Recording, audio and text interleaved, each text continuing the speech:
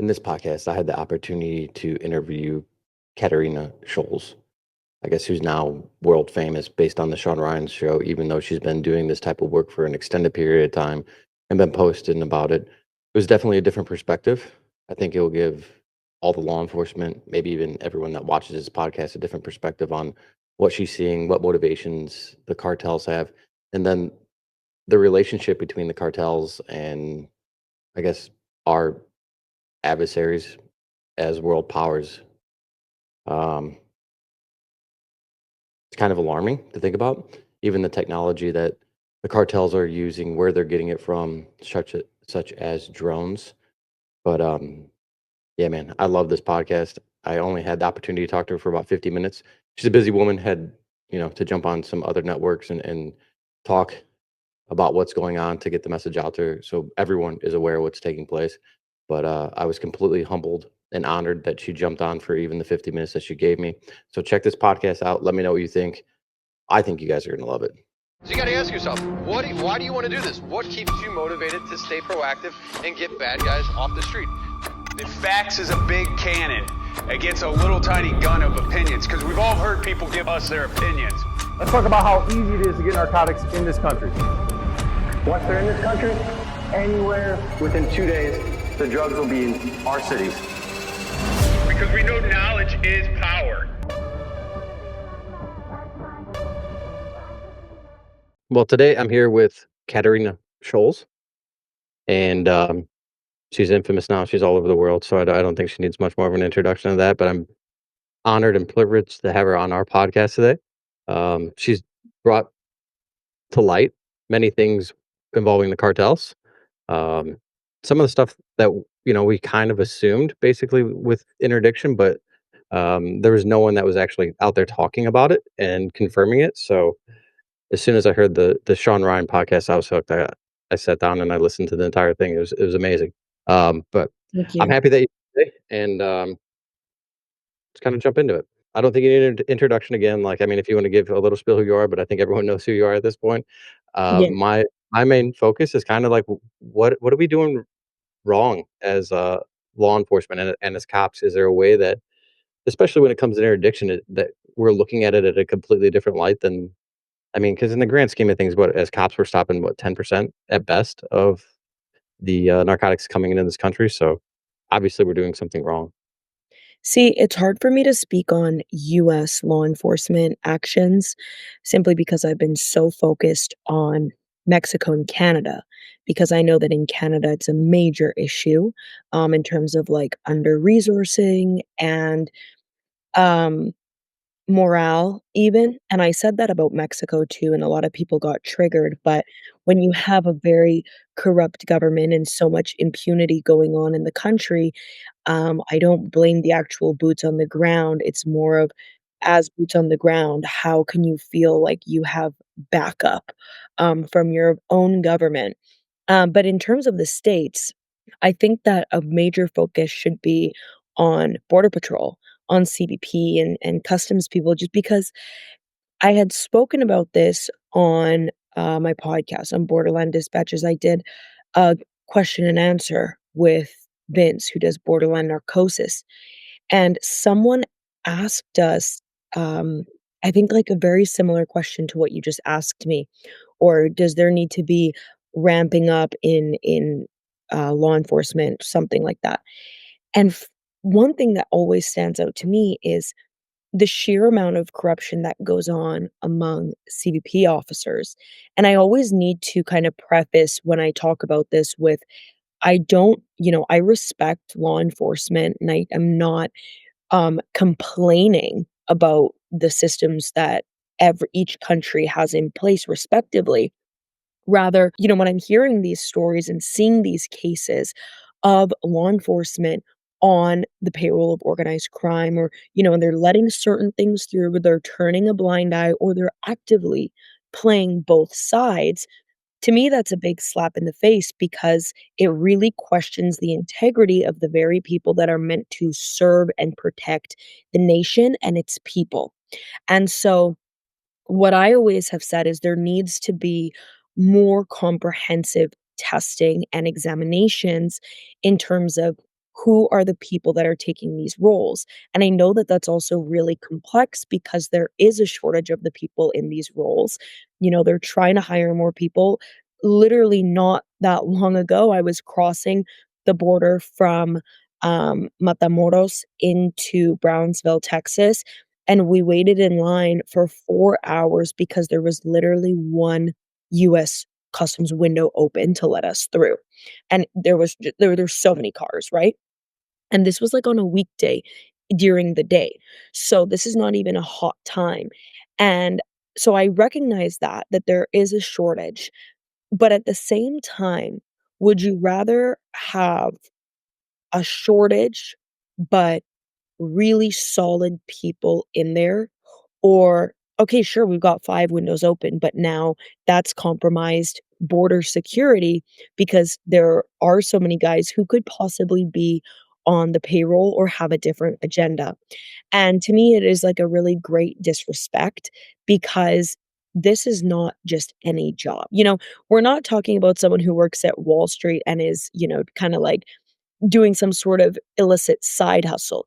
We're talking about the people whose national security is weighing on their backs, like, they're carrying it. So, it's really complex, but I think that there needs to be more comprehensive testing to ensure that these people can in no way, shape, or form be infiltrated or swayed by any amount of money or women or bribe, whatever it may be. Yeah, no, I mean, with the Border Patrol, you see that they make decent money compared to the money that cops make in Mexico, and yeah, I completely agree. I would take 10 guys or 10 girls that are squared away and take the oath seriously, and then perform the job to the best of their ability than having 30 people and 20 of them I can't trust. So, Yeah. I completely agree with all of that. What do you think that in Mexico will, their violence continue to make its way northward and have an impact on local law enforcement? Or is there still a fear if they violent, then the American government will come down harder on them? So this is like here's the thing, right? I spoke about this on Sean Ryan's show a little bit, and a lot of people actually kind of missed the mark of what I said, although I do feel like I was very clear. I think that if US boots end up on Mexican soil, tier 1 operators or there's any sort of operations going on by Mexicans or sorry, US special forces in Mexico. And I want to say I'm not saying that that is what should happen and I'm not asking for that. Some people took that as she wants the US to go in and invade and I never fucking said that in my life, but okay. Critical listening skills people. But the thing is, I think that if that were to happen and it was blatant, it wasn't just background intelligence operations that are being coordinated bilaterally with Mexican special forces. If the US left Mexico in the dark and showed up on Mexican soil and they're running operations, I could certainly see violence move up north. I mean, we've seen this, like, in the Middle East, in many countries, where as soon as the US hits the ground over there, you find out about all these sleeper cells activating in the US. And I think that that certainly would be the case for Mexico, and I think that we would have to be really ignorant to not assume and understand that there are certainly Mexican cartels, sleeper cells in the US who have likely even been briefed on what a potential situation could look like, because it's very important to understand that these organized crime groups, the cartels, are making so much money. There is a lot at stake, and they would really do anything in the name of protecting that and maintaining the stronghold that they have and also the power dynamic that they have, which is people are afraid of them and they basically run the show um, in Mexico, but also in some aspects of the United States. I think that's something that I might get heat for, but truth be told, they have deeply infiltrated so much of North America that I think it's fair to say. Why is law enforcement training so expensive? I don't know. What we have done, there's been approximately 10 companies with approximately 16 to 18 instructors that have came together that are willing to put on a 3.5 day conference in South Carolina. April 20th is registration. The conference is the 21st, 22nd, 23rd, and 24th. In 2026, we'll be in Myrtle Beach. It'll be $99 for the entire conference, thanks to some amazing sponsors and even better instructors that are willing to donate and volunteer their time to make the profession better. That being said, Justice X Conference, April 20th to 24th, 2026. I want to see you there. You're going to love it. We have amazing names. I'm going to drop some bombshells on here. If you listen to the podcast, you get a little heads up. We're going to have John Mattingly. We're going to have Tom Rizzo. We're going to have Heather Globlich. We're going to have Nick German. We're going to have Tom Stack. We're going to have many, many other instructors. But those are some of the amazing people that have came together, willing to give you some of the cheapest education to make the profession better because they're selfless and they volunteer their time. So I can't wait to see you there. Yeah, I mean, if people get offended by it, it's just you just being transparent. I don't think that should be something that's offensive. I think it's more of People get offended by everything I yeah, say, Ken. yeah, no, I get it, but more like self-reflection, if anything. So who cares what they think, anyways. So you think that they're operating in a very similar format as kind of like terror Like cells? Al-Qaeda, ISIS, Yeah. 100%. I think they actually mirror each other, um, almost to a T, minus the extremist religious component. I think that's the only difference, and sometimes it's hard for me to really put this into words, is that I talk about how the cartels have infiltrated certain levels of culture. So whether that be pop culture or certain subcultures, um, and the reason why I regularly bring that up is because when we're looking at them as textbook terrorist organizations, their infiltration in pop culture is what mirrors that of the, religious infiltration for, like, other terrorist groups like ISIS, Al-Qaeda, Hezbollah, whatever it is, right?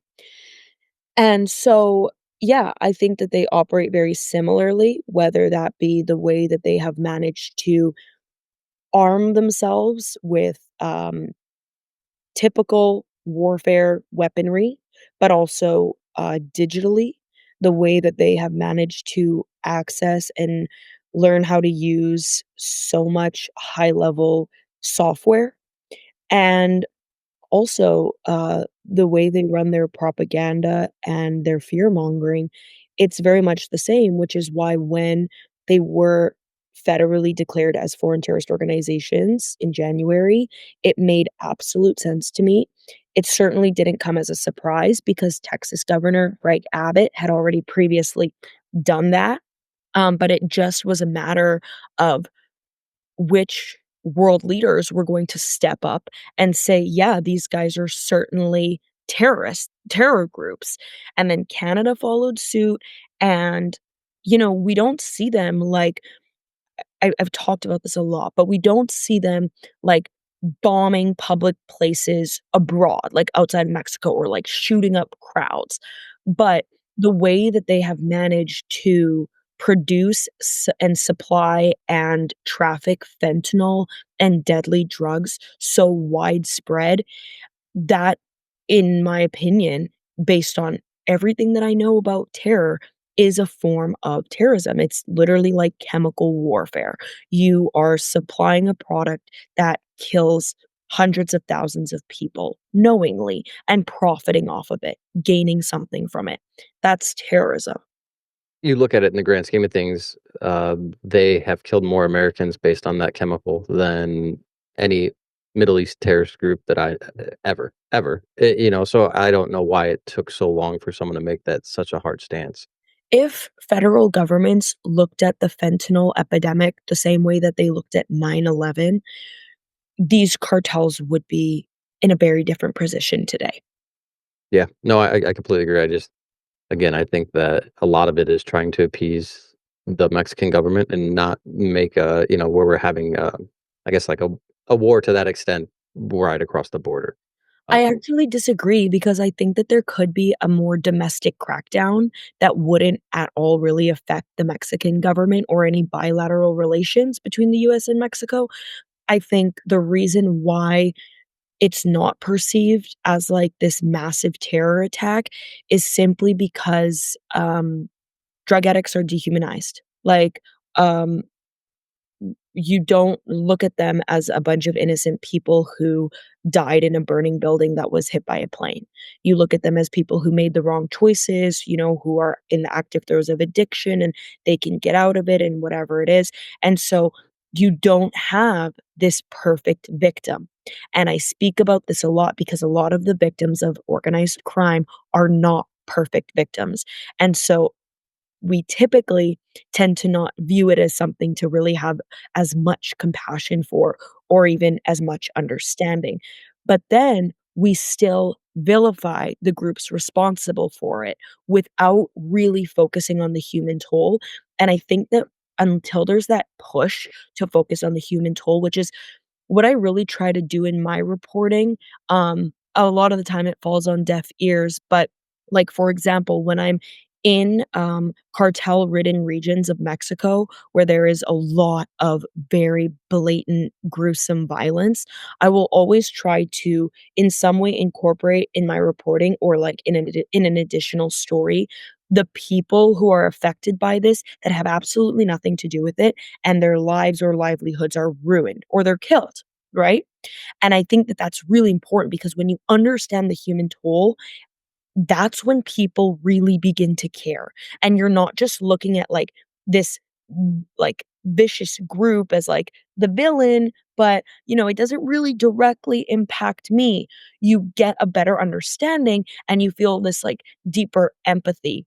But that's also like a moral conversation. But I have so much experience in this at this point. And I've spoken to so many people on every side of the pendulum that are affected by these groups.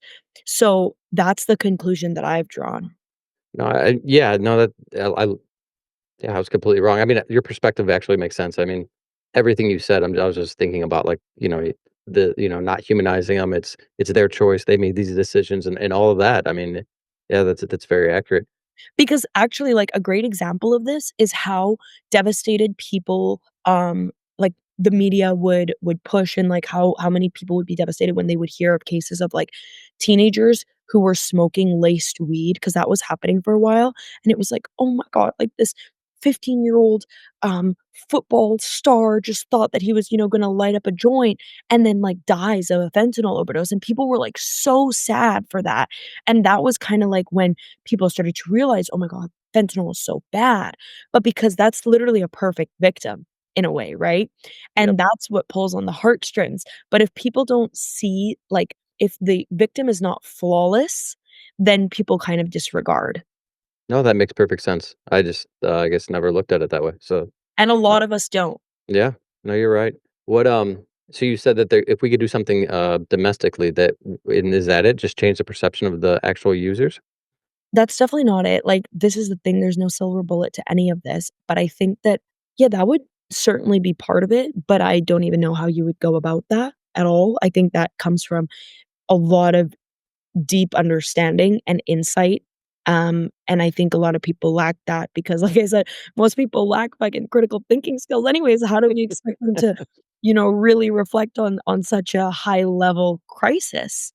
Yeah. But I think that, like, domestically, it would be a matter of and it's actually happening now. They're, like, attacking the sleeper cells or the very associates and financial pipelines for the cartels that are based in the US, but we are seeing this.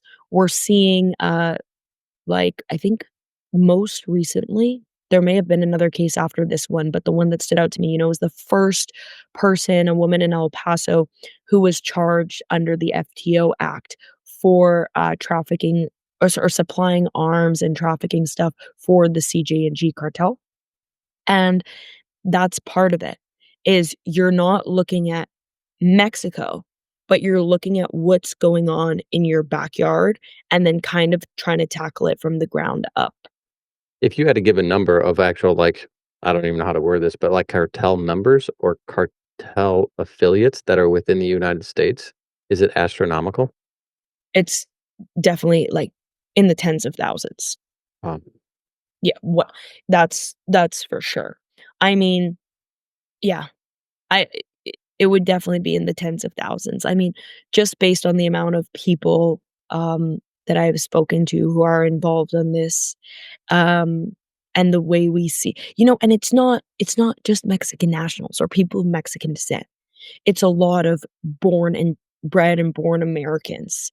And we saw this even with, a recent case where this Utah family was, arrested for the crude oil theft. They were buying it at their independent refinery in Brownsville, and that's being a cartel associate, okay? That's basically like aiding a foreign terrorist organization, profiting off of it, and knowingly, because if you own the refinery and you're directly in contact with the very people supplying the stolen crude oil, you know what's going on. And so they pleaded not guilty, but I don't know what the status is right now. That's the last I heard of it. But so the and this was just like a American family. So, the number of cartel associates is also not even reflective of any sort of heritage, race, or, what your citizenship is. It could be anyone, and a lot of people in the States know just because of the proximity of Mexico that they have the opportunity to profit with these guys, and they have the means in a way to really keep under the radar. So for a lot of them, it's almost like a no-brainer. Yeah. No, I mean, yes. If your moral compass is messed up and you're focused on greed, I think that that is a kind of a no-brainer for you. What Yeah. do you so you don't think that to protect loads and protect their money that the cartel members would use violence against American cops unless our government did something down there first?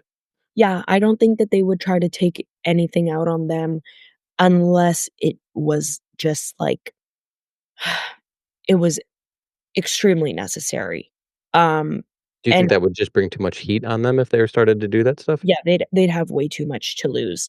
For the most part, these guys wanna lay low. They don't want to attract that type of heat because then no, that completely goes against their business model, essentially.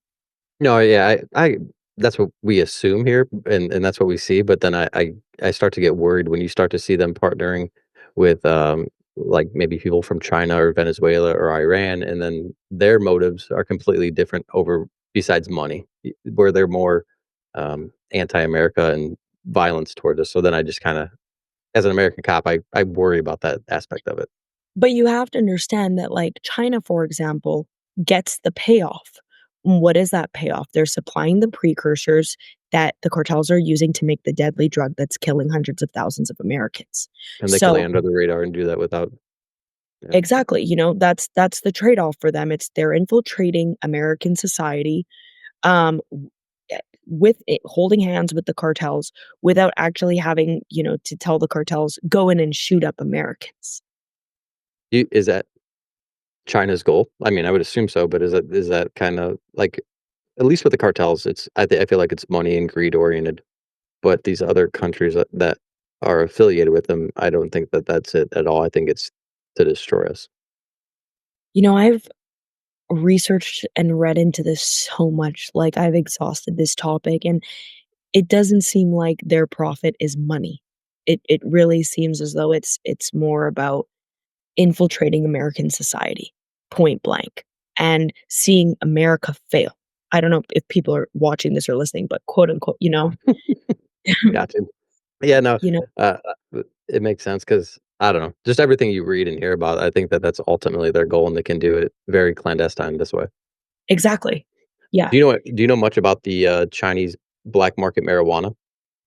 Yes, I have been reading into this, but this isn't my area. So I typically won't go into something unless I can just be like a savant about it because I don't wanna, there are some people who probably know a lot more than me about it. Yeah, no, I was just more looking at, like, that money that they're getting there, is that going back to China to buy more precursors to get into Mexico, and is it just a big evolution, like, circle, Mhm. based on what they're doing here? It's exactly that, and it has to do a lot with Chinese, pharmaceutical and chemical companies, typically a lot of them linked to the CCP. So, I mean, at the end of the day, I think that speaks for itself on who has the intention and what the intention is. What's the relationship between Canada and China? I know that you're very familiar with Canada, but Yeah, so I think that there's been more infiltration by China in Canada than in the United States. And we have official intelligence reports that detail just how deep this goes. There has been identified uh, Chinese infiltration in federal, all the way down to municipal elections and politics. And real estate, the drug crisis, you fucking name it. China is there, the CCP is there. And it's really interesting because I just tweeted about this the other day and it was just so niche, especially for a lot of people who probably follow my reporting. This is something like so outlandish.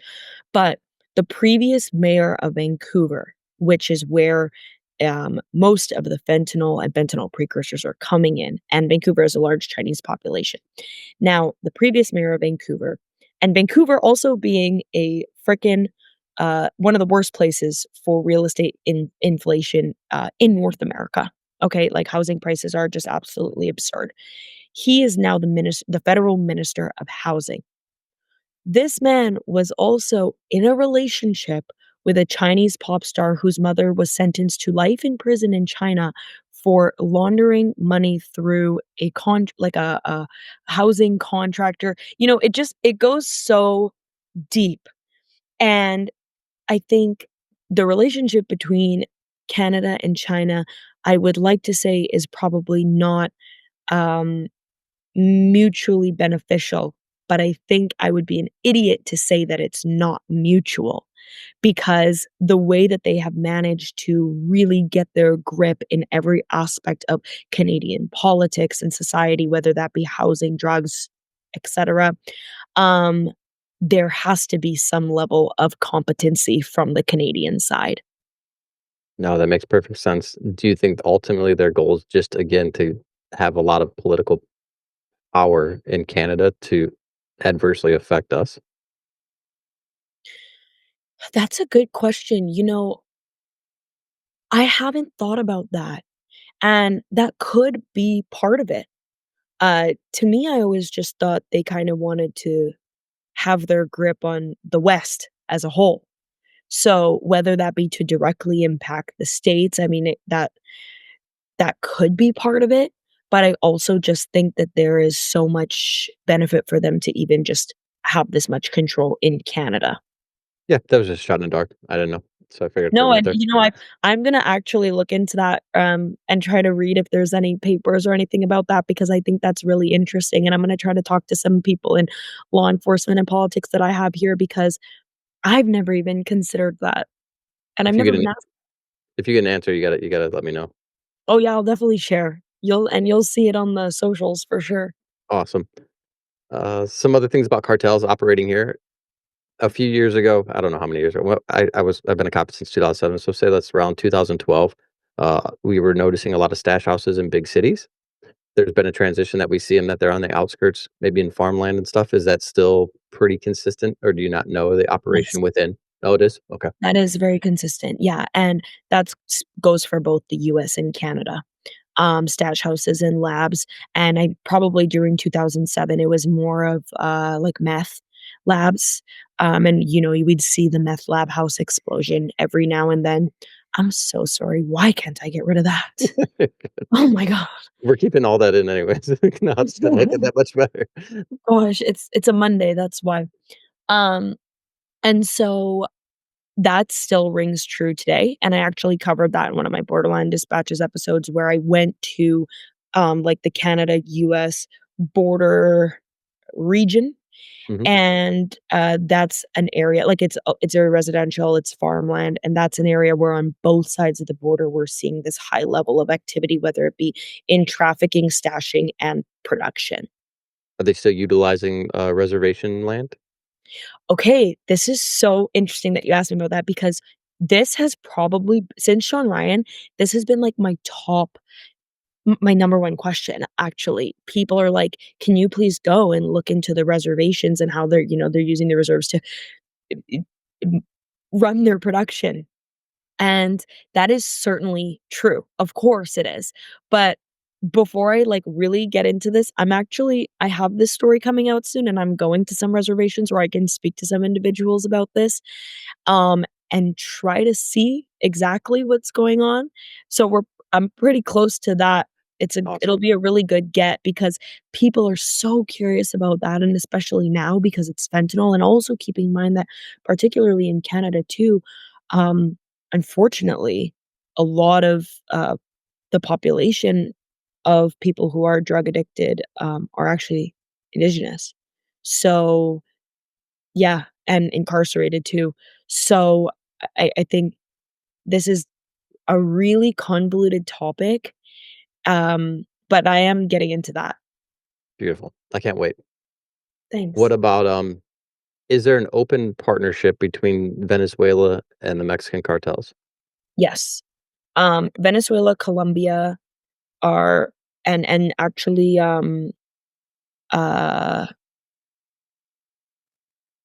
there's one more. Ecuador Peru? Okay.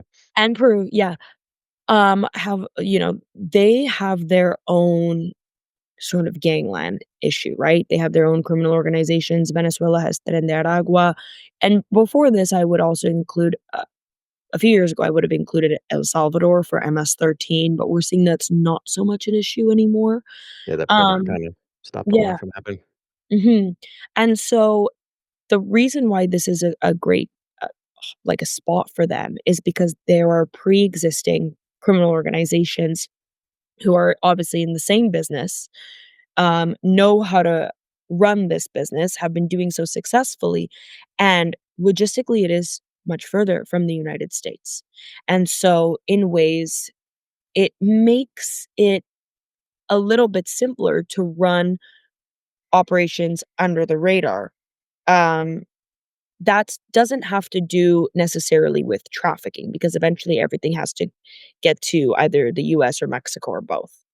But in terms of precursor trafficking and also certain, like, recruitment and training for these criminal organizations, a lot of this has been outsourced outside of Mexico and outside of the US. And those are some of the very countries, and also because of instability in government that allows for a lot more to happen because, I mean, and there will probably be a lot of Americans who even argue, and even Mexicans, whoever, that, well, Mexico doesn't have the most stable or, just government, but if you're comparing Mexico to Venezuela, it's apples and oranges. Yeah. What about the drone impact, and are the drones coming from China? Or are they coming from somewhere else?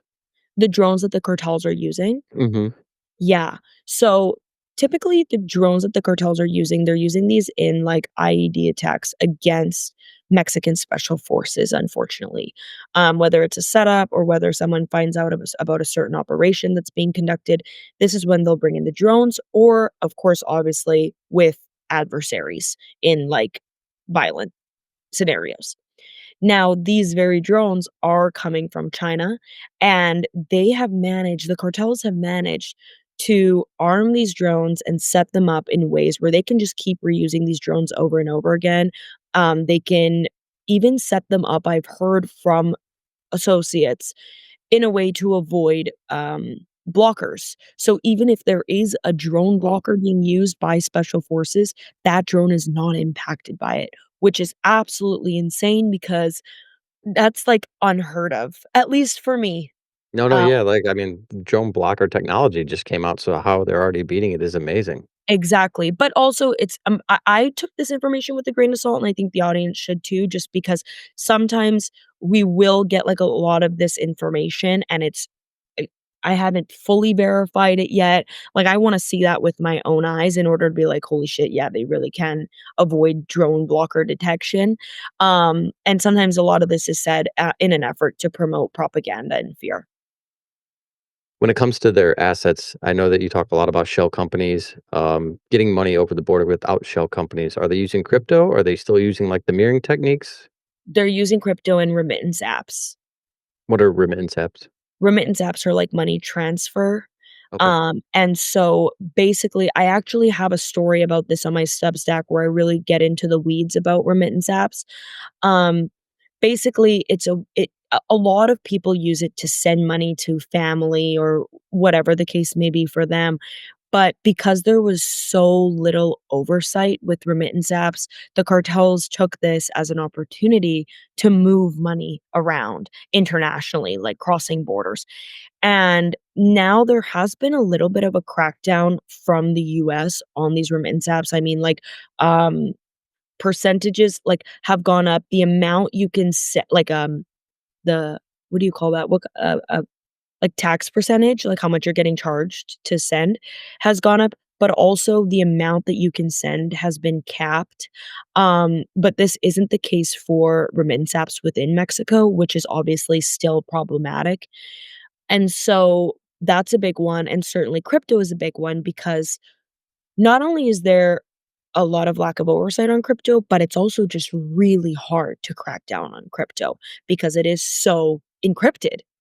Yep. Um, and so this has always been a big one. I mean, even going back to when I talked about the CBP officers that are on cartel payroll, a lot of those guys are getting paid in crypto. Um, so that speaks volumes because if they feel safe enough to accept that as a form of payment, it means that they're probably not worried about anyone or any agency flagging that or being able to flag it. What do you think the number of CBP officers that are working with the cartels? I have no idea. And Just I would like to assume, especially based on the case like, historical cases, I've seen that it is a very small percentage, but it's enough for these guys, the bad guys. no, no, yeah, no, yeah, I agree. It just, it's disheartening to see, I guess, on my end. I'm sure we could go back and I could somehow put some sort of sheet together to find out just how many in the context of how many there are, but I haven't done that. No, it's yeah, I mean, I was just curious if you had an approximate guess. Who's tired of beard oil that overpromises and underdelivers? We have partnered with Semper Suave, the best oil in the game. Keeps you looking great on duty and off duty. Kind of hides my gray a little bit. Keeps me looking a little fresh and clean in between trips to the barber shop. Not only is it military owned, but it's also law enforcement owned. So we are full supporters of Semper Suave. And if you want to support them too, use the code Beyond15 for 15% off. They love us. They're going to love you just the same. With is Canada doing anything to deter the precursors coming from China into Canada? No, absolutely nothing. Less than 1% of everything that comes in through our ports are searched. Rail cargo is not searched at all. And so, no, absolutely nothing is being done. There's no oversight on the longshoremen that are a lot of them on organized crime payroll. There is no push for this. Okay. We implemented a border czar and a fentanyl czar, just like the US asked for. And yet we haven't heard from these guys. Okay. We've been experiencing the fentanyl epidemic for years at this point, and we've seen it overdose deaths rise to new heights that we've never seen before, especially during the pandemic, during COVID. Nothing was done. Absolutely nothing. And so, sure, Canadian law enforcement is under-resourced, um, but at the same time, there doesn't seem to be any push from legal or law enforcement systems to even look into this hard enough for them to consider a crackdown. And it's also important to keep in mind that the Canadian legal system is a failure. Um, and so this is like my go-to phrase. If we can't deal with domestic crime, how in the actual fuck are we going to deal with transnational organized crime? It's just not possible. And there's no push for it from any level of government, from any level of law enforcement. Not to mention, there is an absolute disconnect between our national law enforcement bodies, whether that be between our national police force, which is the RCMP, CSIS, which is like our version of CIA, it's our intelligence agency, Um, they're gathering 2 separate, uh, data forms. They're not sharing it doesn't appear that they're sharing data and intelligence with each other, and so yeah, it's just there's no crackdown. If there was a crackdown, there would be much more oversight at the ports, in rail cargo, and we would see a lot more seizures and arrests, but we're not seeing that. Since Trump became president, actually, and he was, like, pushing for that northern border crackdown, there was, an uptick in, like, uh, drug trafficking seizures at the northern border from the Canadian side, or Detroit and even just, stuff. like Hmm? Like, near Detroit and stuff, I was seeing a lot of it coming Yeah, through in semis. a lot on the East Coast, Mhm. and then also, like, crackdowns on major labs, like, I heard multiple times since the beginning of the year, "The biggest lab in Canadian history has been, like, dismantled." It's like, how many fucking biggest labs in history can you have, okay? And this is coming from the police. So, we were seeing this also, but I think it's just the tip of the iceberg, because also when I first started reporting on cartel infiltration in Canadian organized crime landscape, basically almost exactly a year ago or a little bit more, I was being shut down over and over again by Canadian law enforcement, telling me that this wasn't happening, that there's actually no data that reflects this, no criminal cases that reflect anyone being an associate of cartels. And then sure enough, as soon as geopolitics shift a little bit and someone needs to show something to another world leader, oh, boom, all of a sudden, we're also labeling cartels as FTOs? Why would we need to do that if they don't exist in Canada up there, you know? Was that the federal law enforcement, or was that, like, city guys in state, like, I guess, I don't know, like, that were telling you that there weren't cartel members in Canada? Both.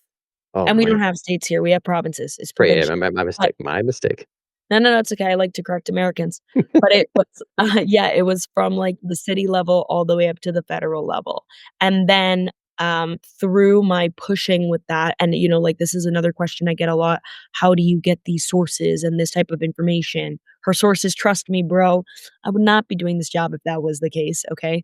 But when I was pushing through that and I was getting no's, like, I would just ask other people, and then I had a lot of law enforcement guys from really high up reach out to me personally, and very confidentially, and start to tell me what was really happening and how n really nothing is being stopped at the border, from the Canadian side. Um, when there are these massive lab busts and drug seizures in the press conferences and in the press release, the police force is actually upping the amount of volume that they've seized. Like, they're really pushing it as far as they can and really, like, over exaggerating street value for it too.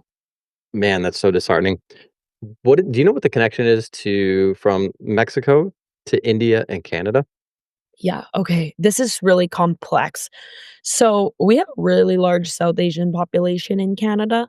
You've probably seen a lot of the racist rhetoric on social media recently, that, like, Canada is now India. People say that a lot.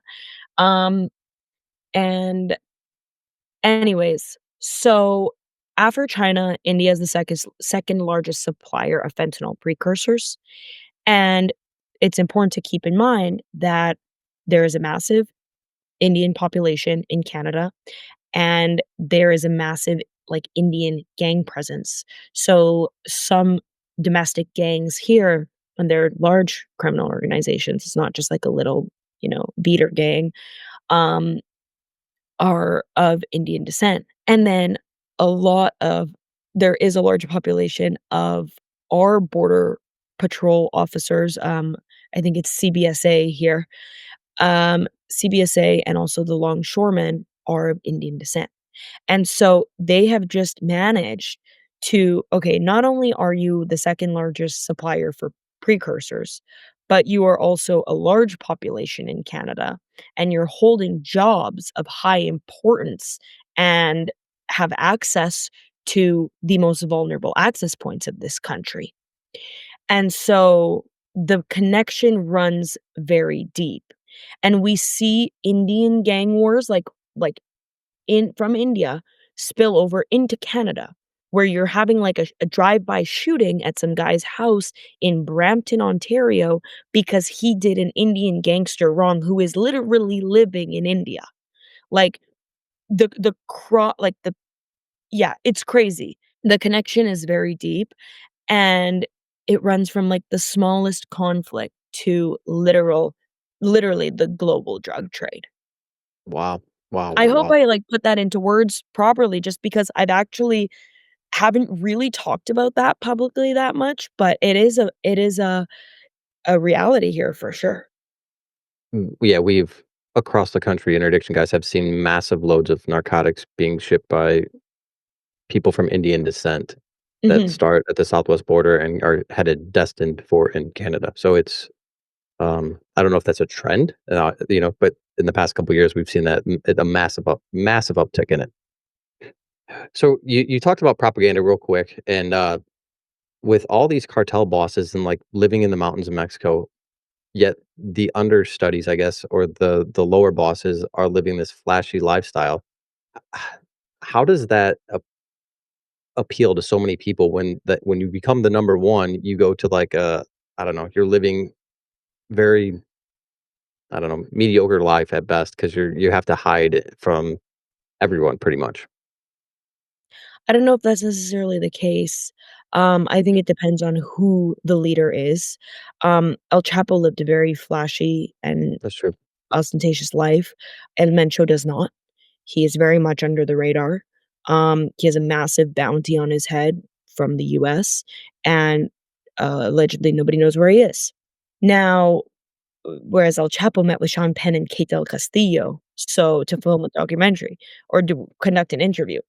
And I think it doesn't matter what level you are on, I think it just depends on what your, priorities are and how you decide to run your life, and I don't think the idea of having to live a low-key life is disincentivizing to people who just wanna make a shit ton of money and be a powerful cartel leader.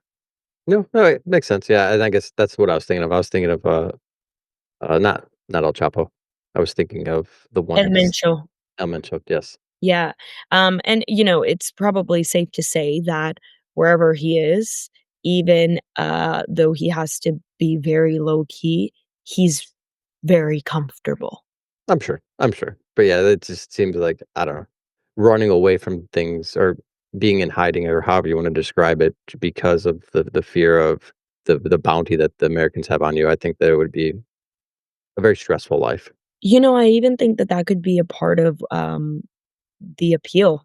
It's like, catch me if you can, right? And I think that for a lot of these guys, it also boosts their ego to know that you have this.